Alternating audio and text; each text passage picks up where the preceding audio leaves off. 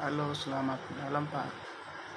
Nama saya Rico Fernando Tambunan, NIM 4132111070. Di sini saya akan mempresentasikan tugas besar saya sebagai tugas besar 2.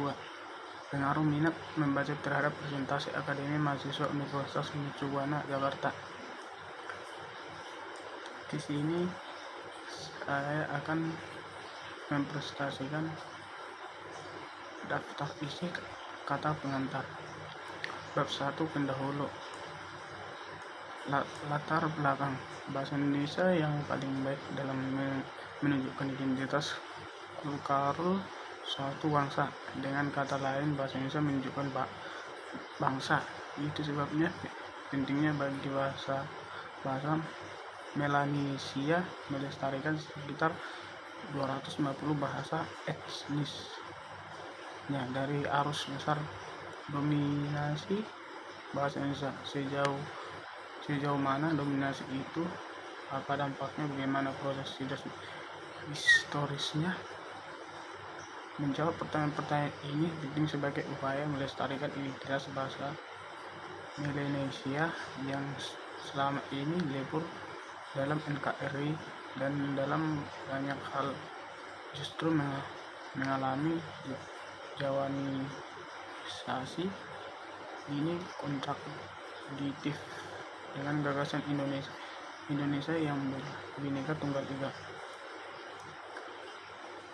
Bahasa Indonesia mempunyai sejarah sejauh ini panjang daripada Republik ini sendiri. Bahasa Indonesia telah dinyatakan sebagai bahasa nasional sejak tahun 1928. Jauh sebelum Indonesia merdeka, saat itu bahasa Indonesia dinyatakan sebagai bahasa persatuan dan menggunakan bahasa Indonesia sebagai perekat bangsa. Saat itu bahasa Indonesia menjadi bahasa pergaulan antar etnis atau lingua franca yang mampu merekatkan suku-suku Indonesia dalam perdagangan dan penyebaran agama pun. Bahasa Indonesia mempunyai posisi yang penting. Rumus masalah. Untuk memudahkan pembahasan maka akan dibahas sub masalah dengan latar belakang di atas, yaitu sebagai berikut. 1. Bahasa apa yang menjadi sumber bahasa Indonesia. 2. Bagaimana proses peresmian nama bahasa Indonesia. 3. Mengapa bahasa Melayu diangkat menjadi bahasa Indonesia. 4. Peristiwa-peristiwa penting apakah yang berkaitan dengan bahasa Indonesia. Di sini saya akan menjelaskan tujuan. Makalah ini bertujuan untuk 1. Mengetahui bahasa apa yang menjadi sumber bahasa Indonesia. 2. Mengetahui proses peresmian nama bahasa Indonesia. 3. Mengetahui alasan bahasa Indonesia Melayu diangkat menjadi bahasa Indonesia. 4. Mengetahui peristiwa penting yang berkaitan dengan bahasa Indonesia.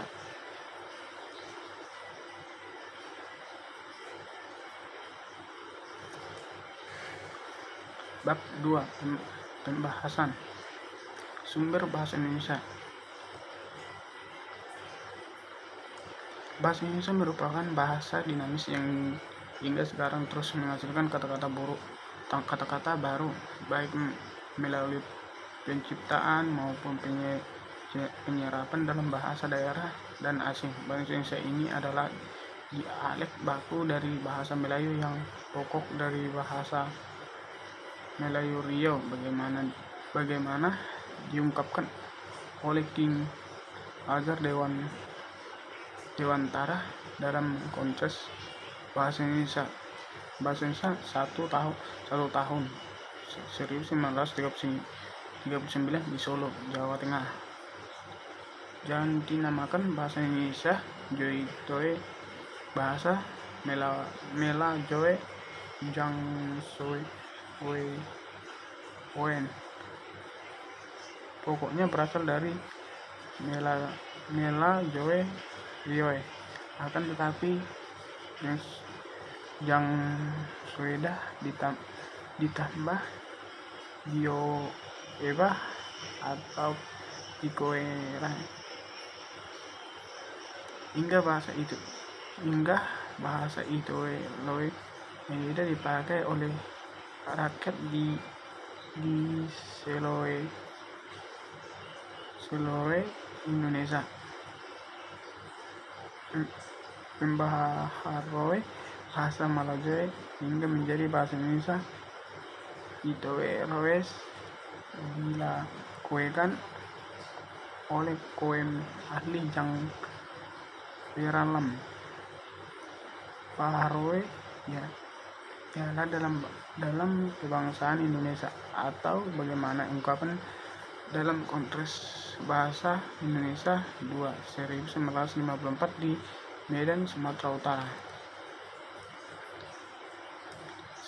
Sejarah tumbuh dan berkembangnya bahasa Indonesia tidak lepas dari bahasa Melayu, di mana bahasa Melayu sejak dahulu telah digunakan sebagai bahasa perantara atau lingua franca atau bahasa pergaulan. Dan panca saat ini bahasa Melayu telah berfungsi sebagai satu bahasa kebudayaan, yaitu bahasa baku yang terisi aturan hidup dan sastra. Dua, bahasa hubungan atau lingua franca antara suku di Indonesia. Tiga, bahasa perdagangan baik bagi suku yang ada di Indonesia maupun perdagangan yang berasal dari luar Indonesia. Empat, bahasa resmi kerajaan. Jadi penjelasan bahwa bahasa Indonesia sumbernya adalah bahasa Melayu. Peresmian nama bahasa Indonesia. Secara sejarah, bahasa Indonesia merupakan salah satu dialek temporal dari bahasa Melayu yang struktur maupun kajanahnya sebagai besar masih sama atau mirip dengan dialek temporal terdahulu seperti bahasa Melayu klasik dan bahasa Melayu kuno.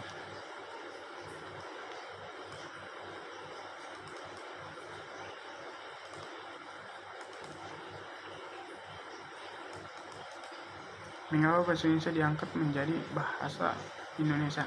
1. Bahasa Indonesia sudah merupakan lingua franca di Indonesia, bahasa perhubungan dan bahasa perdagangan. Sistem bahasa 2. Sistem bahasa Melayu sederhana, mudah dielajari karena dalam bahasa Melayu tidak dikenal tingkatan bahasa atau bahasa kasar dan bahasa halus di Indonesia. 3. Suku Jawa, suku Sunda, dan suku-suku yang lainnya dengan sukarela menerima bahasa Melayu menjadi bahasa Indonesia sebagai bahasa nasional. 4. Bahasa Melayu mempunyai kesanggupan untuk dipakai sebagai bahasa kebudayaan dan artinya luas.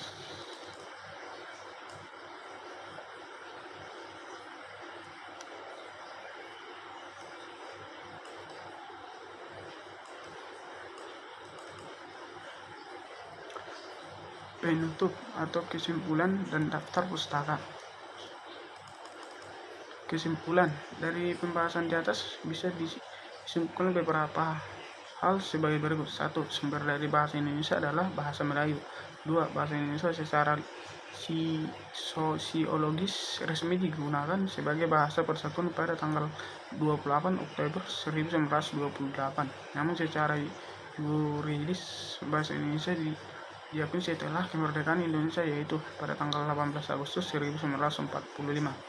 3. Bahasa Melayu diangkat menjadi bahasa Indonesia karena bahasa Melayu telah digunakan sebagai bahasa pergaulan atau lingua franca di Nusantara, dan bahasa Melayu sangat sederhana dan mudah dipelajari serta tidak memiliki tingkatan bahasa.